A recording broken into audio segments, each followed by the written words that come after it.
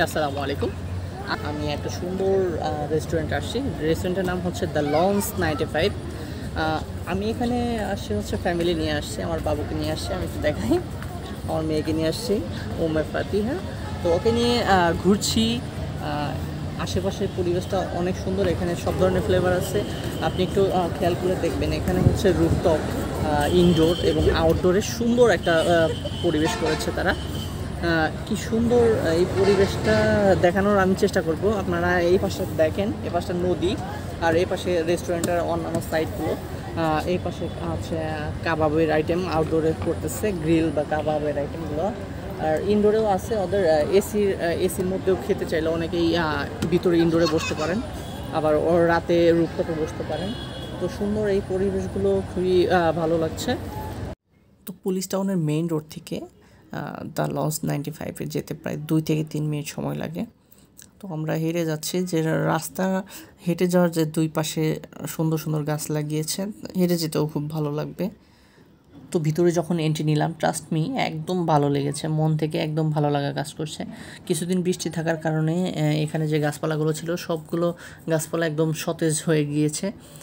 তো ছোট ছোট যে ফুল গাছগুলো দেখতে পাচ্ছেন সাদা সাদা, খুবই ভালো লাগছে, ছোট ছোট ফুল ফুটেছে।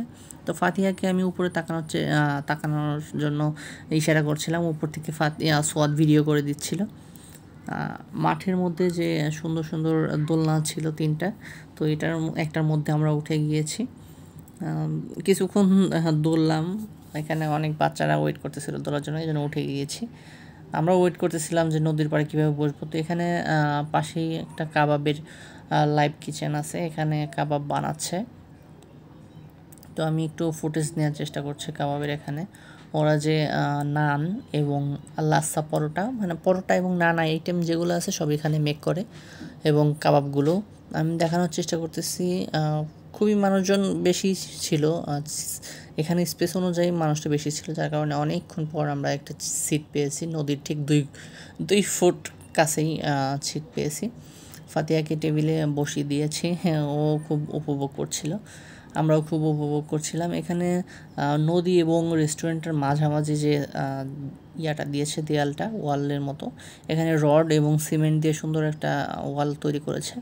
নদীর পাশে থাকার কারণে এখানে ছেলেপেলেরা যে নাচানাচি করে ট্রলার নিয়ে আনন্দ করতে করতে যাচ্ছে।